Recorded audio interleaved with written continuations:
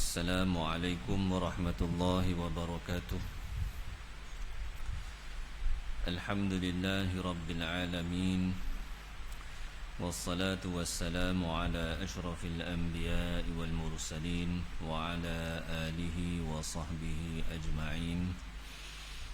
سبحانك لا علم لنا إلا ما علمتنا إنك أنت العليم الحكيم. سبحانك لا فهم لنا إلا ما فهمتنا إنك أنت الجواد الكريم. ولا حول ولا قوة إلا بالله العلي العظيم. رب اشرح لي صدري ويسر لي أمري واحلل عقدة من لساني يفقه قولي. Alhamdulillah, marilah sama-sama kita memanjatkan kesyukuran kita kehadrat Allah Subhanahu wa taala dengan limpah kurnia-Nya. Masih lagi diberi peluang kepada kita semua untuk kita beribadah, mentaati perintah-perintah Allah Subhanahu wa taala. Mudah-mudahan segala amalan ketaatan kita diterima oleh Allah Subhanahu wa taala. Pada malam ini kita akan sambung bacaan daripada kitab Wasailul Wusul ila Syama'ilir Rasul. Masih lagi hadis-hadis yang ringkas yang disabdakan oleh Nabi sallallahu alaihi wasallam dalam pelbagai perkara. Qala al-musannif rahimahullahu ta'ala wa nafa'ana bihi wa bi'ulumihi fid dharain amin. وقال النبي صلى الله عليه وسلم كلكم راع وكلكم مسؤول عن رعيته. Bersabda Nabi sallallahu alaihi wasallam, setiap kamu adalah penjaga dan setiap kamu akan ditanya tentang orang yang di bawah jagaannya.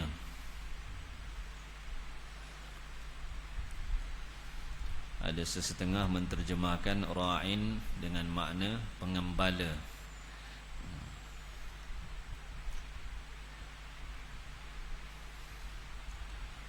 Dalam hadis ini Nabi sallallahu alaihi wasallam memberitahu kepada kita semua bahawa setiap daripada kita ini bertanggungjawab terhadap orang yang berada di bawah jagaan kita. Setiap manusia, tak kira dia pemerintah ataupun orang biasa, maka setiap daripada kita ini ada tanggungjawab untuk menjaga.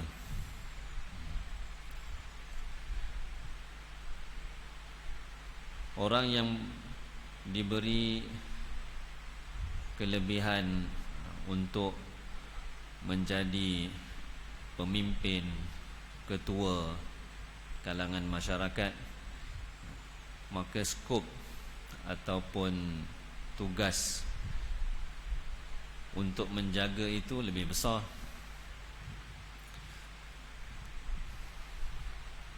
Dan yang kebanyakan daripada kita ini adalah menjaga orang-orang yang di bawah kita, yakni keluarga kita.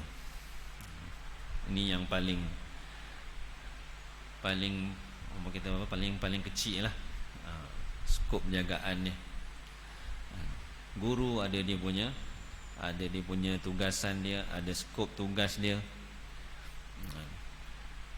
Ayah ada dia punya tanggungjawab dia. Dan tugas penjaga ini adalah untuk memastikan bagaimana orang-orang yang berada di bawah jagaannya itu, orang-orang yang di bawah jagaannya itu terpelihara,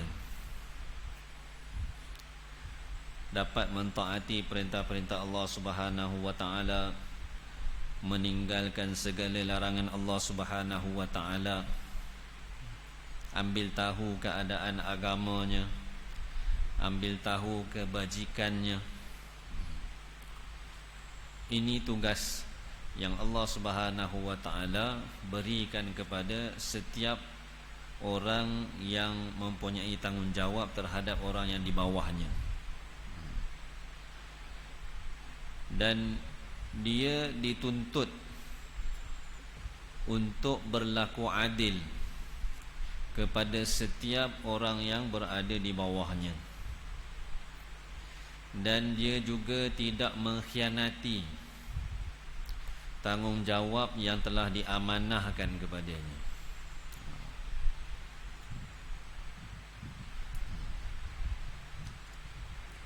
Dan tanggungjawab ini dia tanggungjawab yang besar.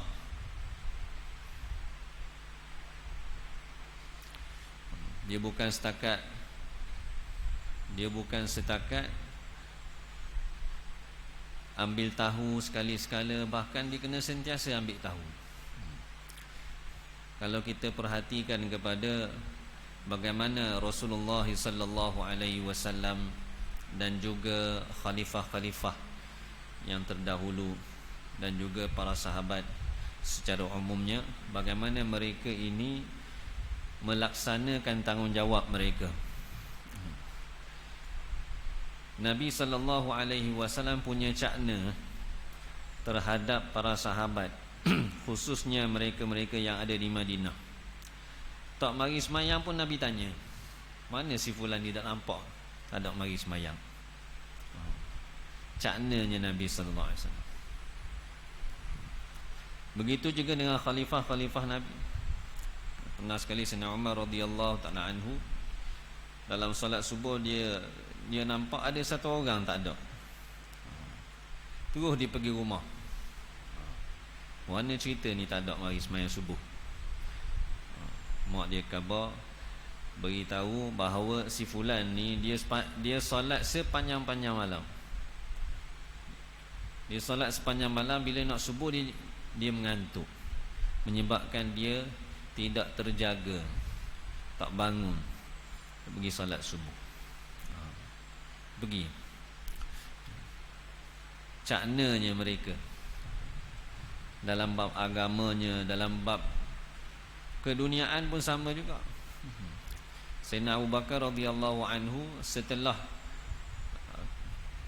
kewafatan ataupun kematian beliau, barulah dapat diketahui bahawa selama dia hidup ni, berapa banyak buah rumah yang dia tanggung, yang dia pergi hantar nafkah, belanja setelah dia mati. Cakna ni tanggungjawab.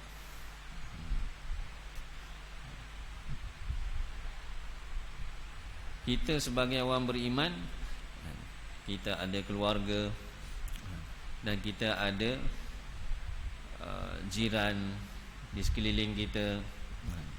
Jiran, dia ada hak jirannya, kejiranan dia. Setiap orang jiran dia perlu tahu keadaan jiran dia. Masya-Allah. Jadi barang siapa yang dapat tunaikan segala tuntutan ini, tanggungjawab ini, dapat sempurnakan, maka untuk dia Allah Subhanahu wa taala sediakan ganjaran yang besar. Suami yang dapat sempurnakan tanggungjawab dia sebagai satu orang ketua keluarga, ambil tahu keadaan isterinya, keadaan anak-anaknya, sempurnakan segala tanggungjawabnya, sama ada agamanya ataupun dunianya. Maka suami yang seperti ini, Allah Subhanahu wa taala akan beri kepada dia satu ganjaran yang sangat besar. Balasan ke atas tanggungjawab yang dia telah sempurnakan. Tetapi kalau tanggungjawab ini tidak dilaksanakan dengan sebaiknya, maka di akhirat nanti semua orang yang bertanggungjawab ini, yang ada orang di bawah dia, mereka ini akan dituntut. Hak-hak orang yang ada di bawahnya itu akan dituntut, menyebabkan dia akan mendapat kesusahan. Di dunia ni mungkin dia rasa lepas, dia dah ambil tahu, dia dah cara orang-orang yang di bawahnya ni, dia tak tunaikan tanggungjawab, nampak macam dia terlepas, dia rehat, dia senang. Tapi di akhirat nanti dia jadi susah. Kena tanya satu persatu.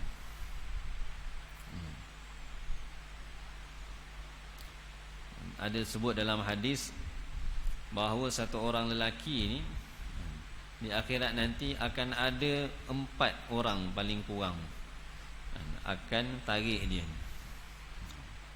4 orang perempuan.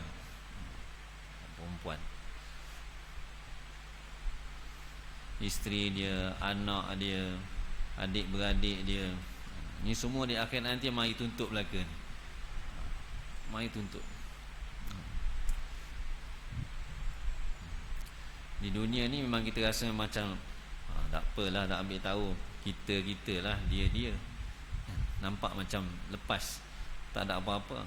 Tapi sebenarnya Allah Subhanahu Wa Taala jadikan kita ini sebagai orang beriman. Setiap orang daripada kita ini bertanggungjawab atas orang lain. Kena tahu dari segi agama. Dan setiap orang beriman dia kena tahu apa tanggungjawab dia. Kalau dia sebagai satu orang ayah, apa tanggungjawab dia, dan dia berusaha untuk tunaikan tanggungjawab dia.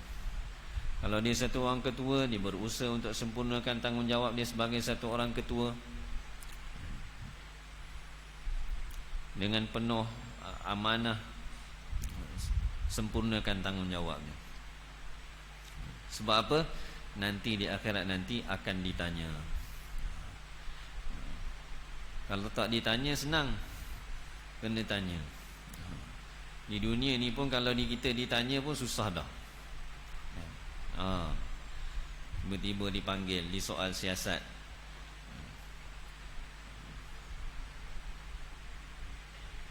susah dah. Orang ni mari tanya, tanya kenapa kita tak buat begini, kenapa kita tak buat, susah. Di akhirat nanti lebih susah lagi.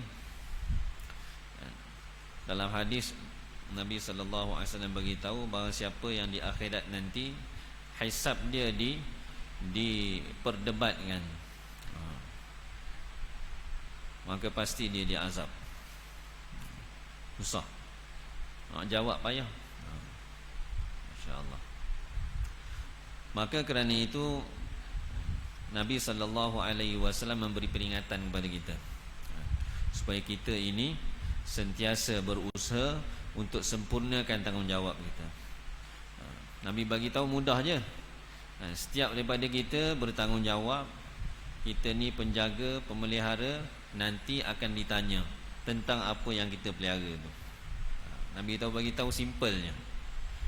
Tapi di bawah kenyataan Nabi SAW ini ada satu benda yang besar. Dan orang yang beriman, bila dia dengar perkara ni, maka dalam hati dia tak rasa tenang selagi dia tidak sempurnakan tugasan dia, tanggungjawab dia. Orang beriman, dia akan terkesan, nanti kita akan ditanya ni, buat begini. Dan itulah yang ditunjukkan oleh mereka-mereka yang mengambil tanggungjawab selepas kewafatan Nabi sallallahu alaihi wasallam. Khulafaur Rasyidin, khalifah-khalifah yang 4. Kalau kita baca sejarah kehidupan mereka, bagaimana mereka ini mengambil tanggungjawab. Ini kita akan nampak caknanya mereka itu terhadap orang-orang yang ada di bawah mereka. Cara satu persatu. Dan tanggungjawab yang paling besar ialah tanggungjawab agama. Bila agama ni sempurna, insya-Allah semua jadi mudah. Semua jadi okey. Dunia akan jadi okey. Dunia pun akan jadi sempurna bila agama sempurna. Tapi kalau agama ni ada masalah, maka dunia pun akan jadi masalah juga.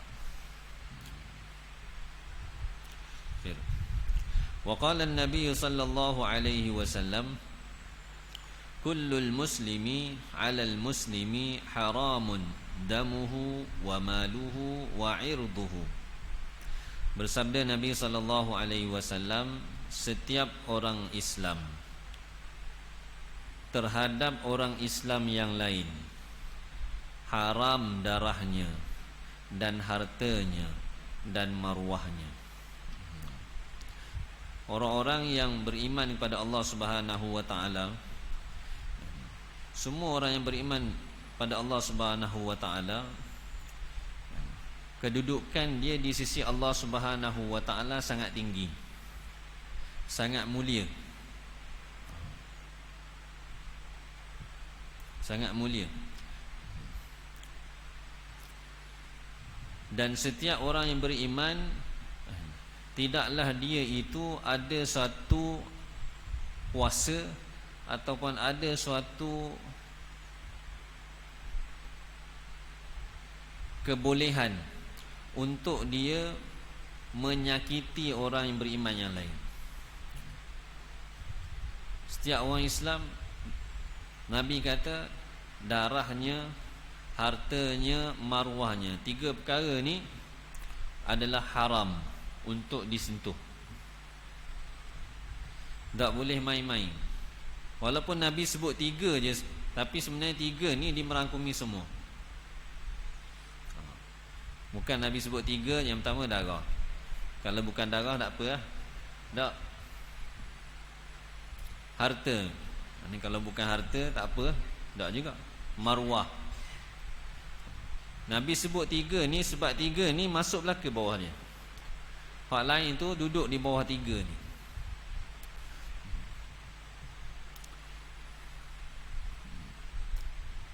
Ada riwayat sebut haram itu melainkan dengan hak. Yang ni kalau ada hak Allah Subhanahu wa taala, hak manusia, barulah boleh disentuh.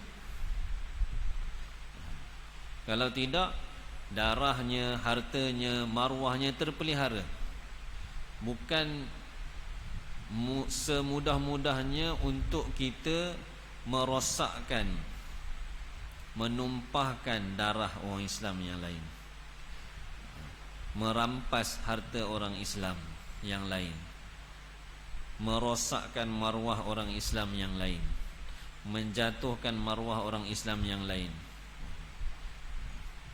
Itu semua perkara yang Allah Subhanahu wa taala jaga. Ada mafhum satu hadis sebut maruah orang Islam, menjatuhkan maruah orang Islam ni dosa dia lebih besar daripada meruntuhkan Kaabah. Begitu besarnya nilai orang beriman. Kelebihan orang beriman, kedudukan di sisi Allah Subhanahu wa taala sangat besar dan sangat tinggi. Sangat tinggi. Maka tidaklah kita itu diberi kebenaran untuk semudah-mudahnya kita nak sakiti orang Islam, nak tumpahkan darah dia, nak lukakan dia, nak cederakan dia. Tak boleh mudah-mudah.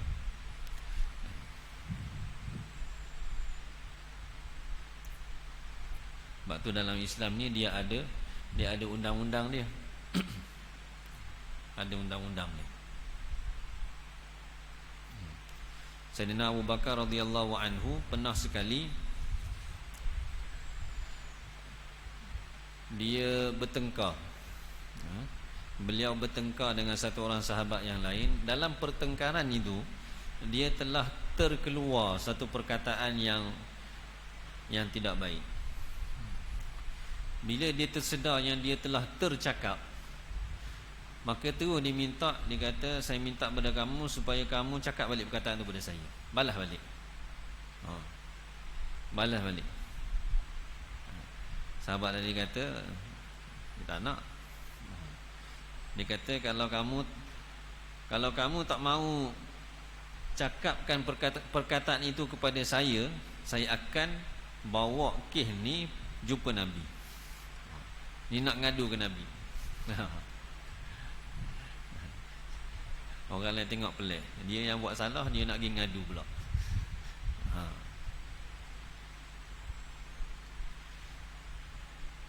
Maka Sayyidina Abu Bakar pun bawa pergi jumpa Nabi, bagi tahu Rasulullah, saya dah terlepas cakap. Saya dulu cakap ni tak mau cakap.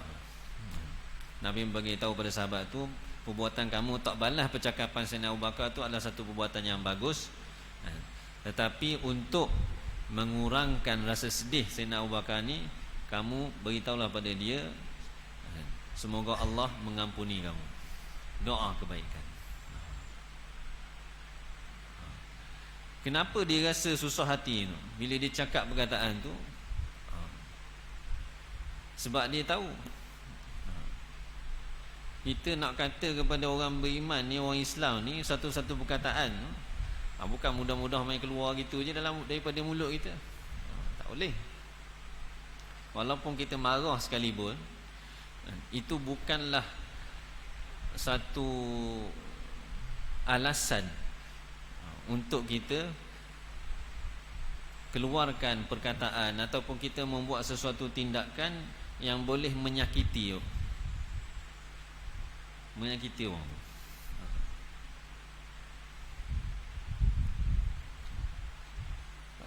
Sebab orang beriman,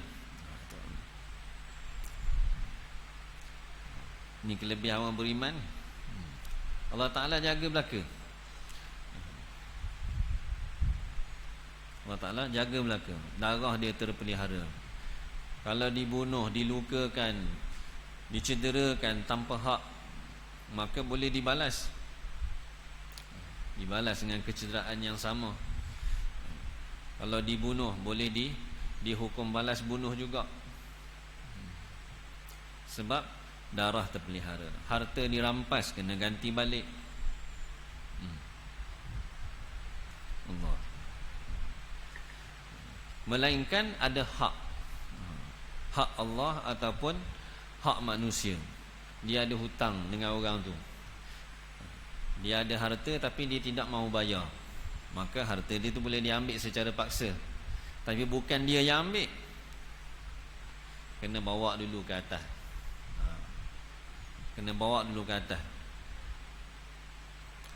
Pihak yang berautoriti yang akan ambil, bukan dia buat kerja sendiri. Minta tak bagi, bawa pergi atas. Orang atas yang akan paksa ambil, bagi balik ke dia. Hak dia. Itu tak apa. Tapi bila tidak ada hak, maka tak boleh.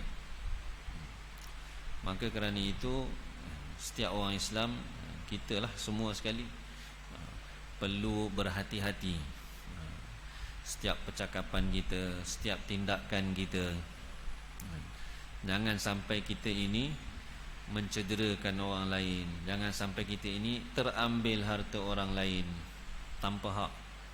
Jangan sampai kita ini mencalarkan ataupun merosakkan maruah orang lain dengan tidak sengaja. Kena berhati-hati. Khair. Wa qala an-nabiy sallallahu alaihi wasallam, kullu ma'rufin sadaqatun. Bersabda Nabi sallallahu alaihi wasallam, setiap perkara kebaikan, setiap perbuatan ma'ruf, setiap percakapan ma'ruf, maknanya setiap perkara yang syariat beritahu pada kita bahawa dia itu adalah sesuatu qurbah, yakni amalan yang mendekatkan diri pada Allah. Sama ada dia berbentuk ucapan ataupun perbuatan. Nabi kata semua itu sadaqatun, adalah sedekah, yakni dari segi pahalanya. Setiap kebaikan yang kita buat, macamlah kita ini bersedekah. Sedekah guna harta kita, dapat pahala seperti itu.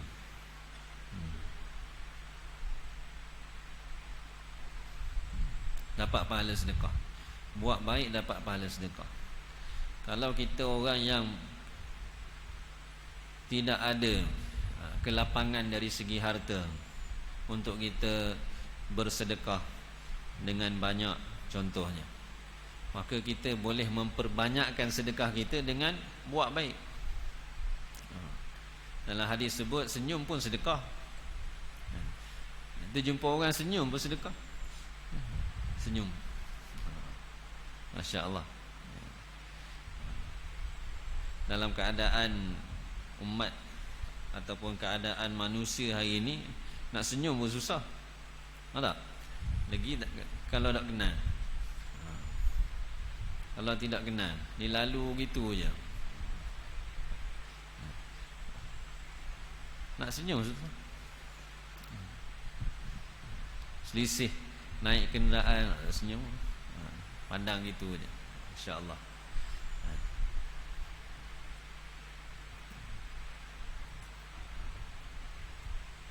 Padahal senyum tu sedekah. Sebab apa? Orang yang tengok kita senyum ni, hati dia rasa lapang, dia rasa gembira tengok senyum.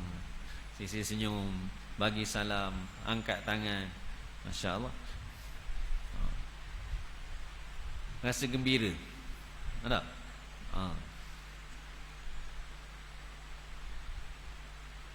Contohnya macam di Terengganu ni biasa, saya duduk perhatilah.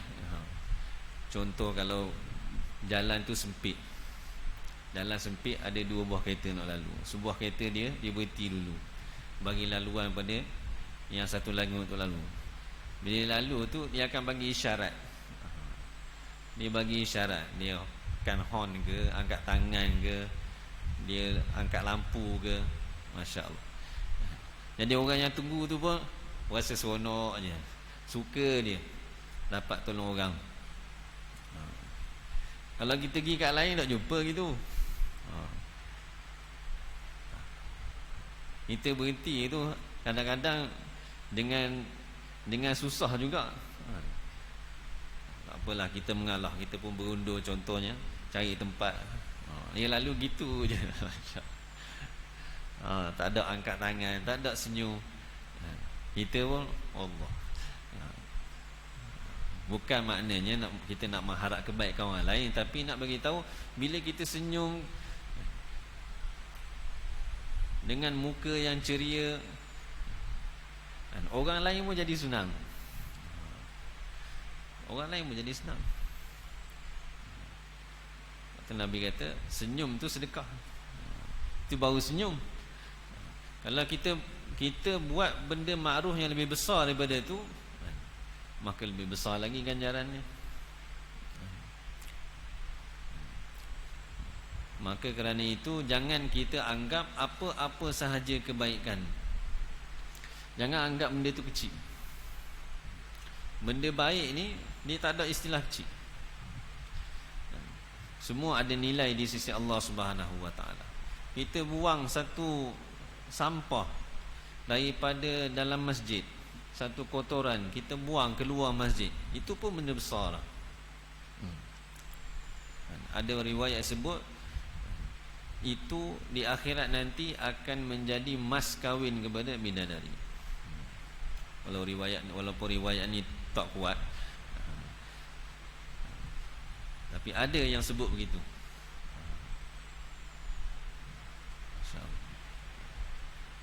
Bersih-bersih, sapu-sapu, bukan benda kecil. Nampak tadi cicak kita tolong buang, bukan benda kecil tu, itu benda besar.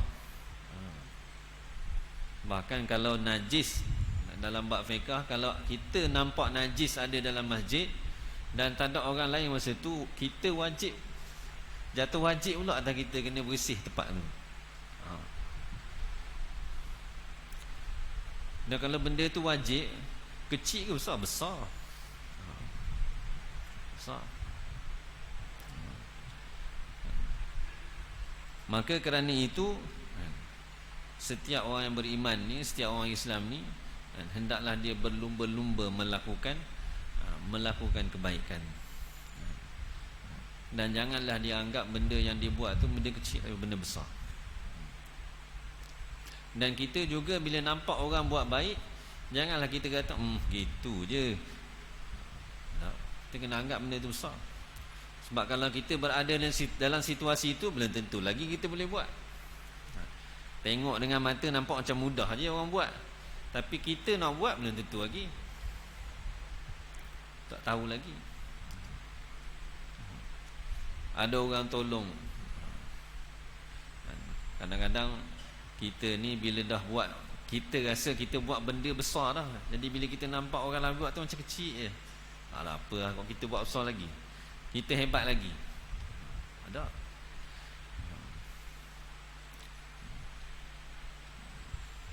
Walaupun dia buat benda kecil, tengok buang sampah tu je, itu pun benda besar. Suruh kita buang sampah, tak mau buang. Tak sedia nak pergi buang sampah.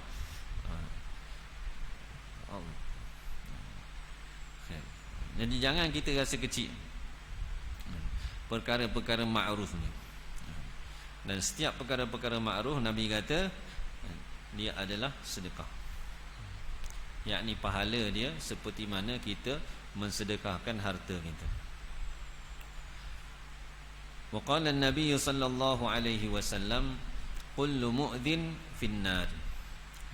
Bersabda Nabi sallallahu alaihi wasallam, setiap yang menyakitkan orang lain, setiap yang menyakitkan orang lain akan berada di dalam neraka. Ini Nabi sallallahu alaihi wasallam beri ancaman kepada orang yang suka menyakiti orang lain. Tak kiralah dia menyakitkan orang itu dari segi dunianya ke, sama ada dengan perbuatannya ataupun dengan percakapannya ataupun dengan reaksinya. Nabi kata setiap yang menyakiti akan berada di dalam neraka, yakni Allah Subhanahu wa taala akan mengazabnya di dalam neraka. Hak Allah Subhanahu wa taala, Allah nak ampun dia, itu hak Allah. Tapi Nabi kata atas kesalahan dia itu menyakiti orang lain, maka dia akan diberi balasan yang berat.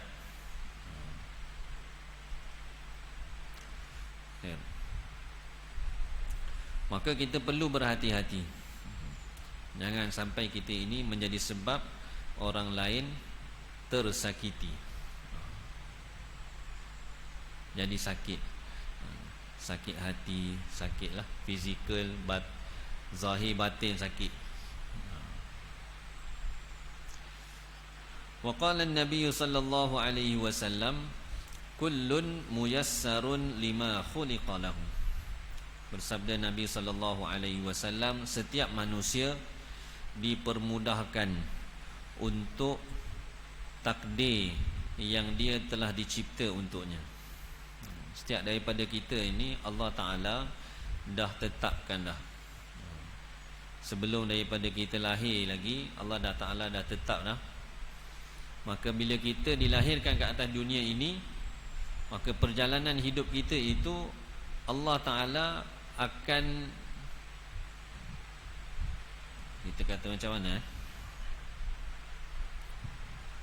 Allah Ta'ala akan sediakan kita untuk ikut ketetapan Allah Subhanahu wa taala tu. Walaupun setiap orang ini Allah Ta'ala beri pilihan atas dunia ni dengan akal yang Allah Ta'ala kurniakan kepada setiap manusia ni, Allah Ta'ala tunjuk dua jalan. Jalan baik pun Allah Ta'ala tunjuk, jalan yang buruk pun Allah Ta'ala tunjuk. Fa'alhamaha fujuraha wa taqwaha. Allah Ta'ala ilhamkan kepada manusia ni jalan baik, jalan takwa. Jalan tidak baik, jalan takwa. Allah Ta'ala tunjuk belaka. Namun untuk ikut jalan baik ke jalan tidak baik ke, itu Allah Ta'ala dah tentukan dah. Orang ni dia akan lalu jalan ni, orang ni akan lalu jalan ni. Dan setiap orang dia tidak tahu macam mana keadaannya. Kita tak boleh nak teka orang ni baik ke, orang ni tak baik ke, pengakhiran ni macam mana, tak boleh nak teka. Cuma yang Nabi SAW bagi tahu pada kita ni, setiap orang ini akan dipermudahkan menuju kepada takdir dia, menuju pada takdir dia. Maksudnya itu menjadi petanda yang kita boleh katalah. Tapi benda tu tak pasti juga, sebab kadang-kadang sebaliknya berlaku. Tengok orang ni begini keadaan dia, pengakhiran gini, oh kita kata bahagia dia, baik dia. Tengok orang ni keadaan gini sampai akhir dia, oh ni dak malak ini. Setakat zahir je lah boleh, tapi hakikatnya Allah Subhanahu Wa Taala yang Maha mengetahui.